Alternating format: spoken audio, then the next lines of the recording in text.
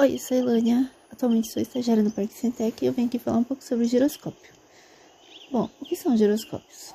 Giroscópios são dispositivos construídos com base nos princípios da física rotacional e cuja principal característica é manter uma orientação espacial. Então, nesse sentido, eles são ótimos sensores. São, inclusive, utilizados para detectar a mudança de orientação, de rotação. Então, eles são dispositivos muito utilizados assim na navegação, tanto aérea quanto marítima, em consoles de jogos, em equipamentos celulares, etc. Bom, mas como que é assim a montagem, né, desse equipamento? Então, ele consiste, o giroscópio, né, de um rotor, que é uma massa central, assim, que vai ser a massa giratória. No nosso caso aqui, o nosso giroscópio do Parque Sintec é um giroscópio humano, né? Então, essa massa central vai ser a pessoa que vai ficar de cobaia ali no centro. E essa massa central ela é montada sobre um ou mais eixos articulados que são conectados assim por pontos específicos, de modo a diminuir o atrito. E esses eixos, né, eles constituem também anéis, né? Eles estão associados a anéis de suspensão, chamados também de gimbals.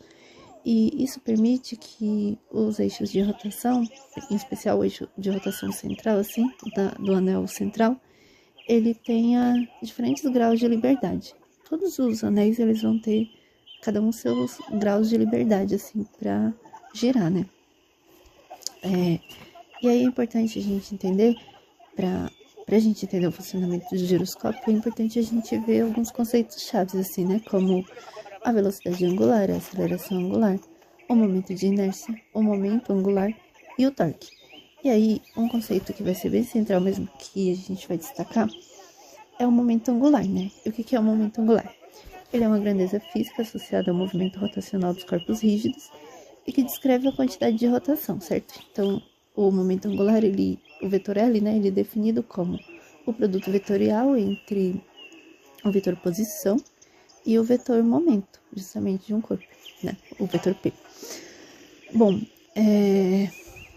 e aí, o giroscópio, por que ele vai funcionar dessa maneira, assim, tão intrigante, né, que embora ele seja constituído por vários anéis, assim, que vão permitir, que podem girar livremente, mas quando um corpo está em movimento circular, ele tem a tendência de conservar, né, a direção, assim, do seu eixo de rotação, justamente devido à conservação do momento angular. Então, esse vai ser um conceito central para a gente entender por que o giroscópio ele tende a manter essa orientação, né, justamente por conta do momento angular e do fenômeno da precessão.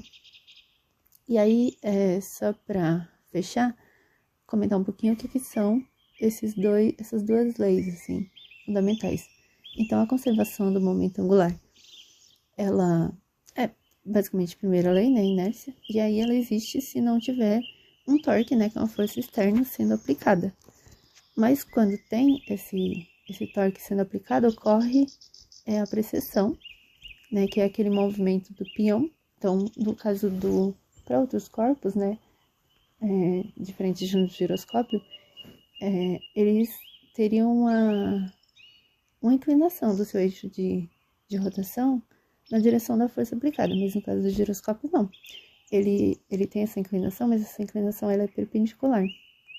E aí também, ele vai sempre tendendo a restaurar, assim, a sua direção original do eixo de rotação. E aí, por isso, ele fica naquele movimento bem característico, assim, dos giroscópios. Então, é isso. E esse trabalho foi no contexto da disciplina de gravitação do Instituto de Física com o professor Ebold.